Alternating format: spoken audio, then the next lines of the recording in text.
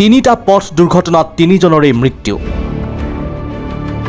ৰাজ্যত পথ দুৰ্ঘটনা হ্ৰাস কৰিবলৈ প্ৰশাসনে বহু ব্যৱস্থা লৈছে যদিও একাংশ চালকৰ বাবে পথ দুৰ্ঘটনা ঘটি আহিছে। ৰাজ্যত 24 ঘণ্টাৰ ভিতৰত তিনিটাকৈ পৃথক পথ দুৰ্ঘটনাত তিনিগৰাকীকৈ লোকৰ মৃত্যু হৈছে। 16 নৱেম্বৰত ৰঙিয়াৰ 27 নম্বৰ ৰাষ্ট্ৰীয় ঘাইপথৰ বালাগাঁৱত সংঘটিত হয় পথ দুৰ্ঘটনা।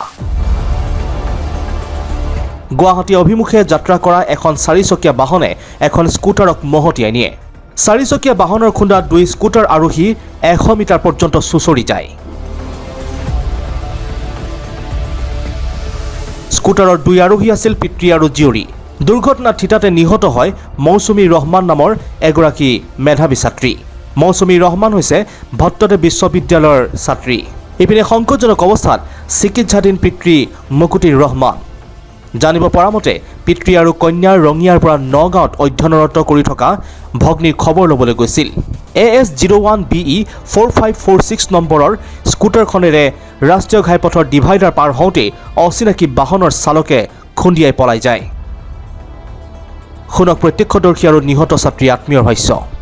মই এইটো ৰুমত শুই আছিলোঁ, টোপনি মাৰি আছোঁ ৰাতিপুৱা। মাত শুনা পালোঁ, মাত শুনা পাই দাউৰি আহিছোঁ। তাৰপিছত ইয়াতে বহুত মানুহ আছে আৰু তাৰপিছত দেখা যোন বুঢ়াটো ইয়াতে পৰি আছে, সৰুৱাটো বাচ্চা এটা কান্দি আছে, ডাঙৰ আপিটো স্কুটিৰ তলত আছে। তাতে ছোৱালীজনী এনেকৈ হাত দি মূৰটো দাঙিছোঁ, এনেকৈ কৈছে ডাঙৰ ছোৱালীজনী। তাৰ মানুহ বহুত আছিলে, তাৰপিছত কোনো নাই। কোনোবা এটা এম্বুলেঞ্চত ফোন কৰিছে, এম্বুলেঞ্চখন আহিলে। তাৰপিছত মানুহকেইটা ধৰি উঠাব কোনো নাহে আগবাঢ়ি। মই তাৰপিছত মোক গোটেই কাপোৰ ধুই দিলোঁ, এতিয়া তেজ লাগি আছে। ৰাতিপুৱা মানে ভনীয়েকৰ খবৰ ল'বৰ কাৰণে নগাঁৱৰ গৈ আছিল। গৈ থকা মুহূৰ্ততে অচিনাক্ত বাহনে সিহঁতে স্কুটিৰে পাৰ হৈ থকা অৱস্থাত অচিনাক্ত বাহনে খুন্দিয়ায়। তাৰ ফলত ছোৱালীজনীৰ মৃত্যু হয় আৰু বাপেকৰো দেউতাকৰো সংকটজনক অৱস্থা। এতিয়া ষষ্ঠী হস্পিটেলত আছে, ICU।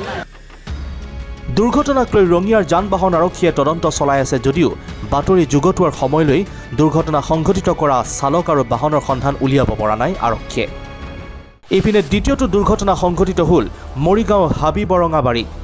তীব্ৰবেগী ডাম্পাৰে মহতিয়াই নিলে AS21F6068 স্কুটাৰেৰে গৈ থকা এগৰাকী মহিলাক। ফলত AS01PC 3325 নম্বৰৰ ডাম্পাৰখনৰ খুন্দাত থিতাতে নিহত হয় টিনা দেৱী নামৰ 25 বছৰীয়া মহিলাগৰাকী। শুনিব পৰা মতে মিকিবেটা ছাইডৰ পৰা স্কুটিখন আহি আছিলে, ডাম্পাৰখন আহি আছিলে ডিঙৰ ফালৰ পৰা আহি মহতিয়াই দিলে বুলি শুনিছোঁহে, দেখা নাপালোঁ। এই মহিলাজনী ঢুকাইছে নেকি? ঢুকাইছে, লগতে ঢুকাইছে। চকাতলত সোমাই গৈছে নেকি? চকাতলত সোমোৱা নাই, চুচৰাই লৈ আহিছে। দাগবিলাক গম পোৱা গৈছে, চুচৰাই লৈ আহিছে। সম্প্ৰতি দুৰ্ঘটনা সংঘটিত কৰা ডাম্পাৰখন আৰক্ষীয়ে জব্দ কৰিছে যদিও পলাই যায় চালকজন। জানিব পৰা মতে তিনিচুকীয়া জিলাৰ ডিগবৈতো ডাম্পাৰৰ চেপাত থিতাতে নিহত হয় অৰুণাচলৰ ৰয়িঙৰ এজন যুৱক। নিহত যুৱকজন অকেন ডৰিং বুলি চিনাক্ত কৰিছে।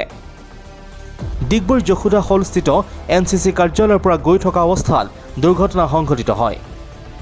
ডিগবৈ আৰক্ষীয়ে দুৰ্ঘটনা সংঘটিত কৰা ডাম্পাৰৰ চালকজনক আটক কৰিছে। সম্প্ৰতি চৰকাৰ আৰু প্ৰশাসনে পথ দুৰ্ঘটনা ৰোধ কৰাৰ চেষ্টা কৰি আছে, কিন্তু বাহন চলাওঁতে আপুনিও হওক সজাগ, মানি চলক নীতি নিয়ম। ডিগবৈৰ পৰা প্ৰাঞ্জল প্ৰতিম ভূঞাৰ সহযোগত bureau' report, India today north east Assam.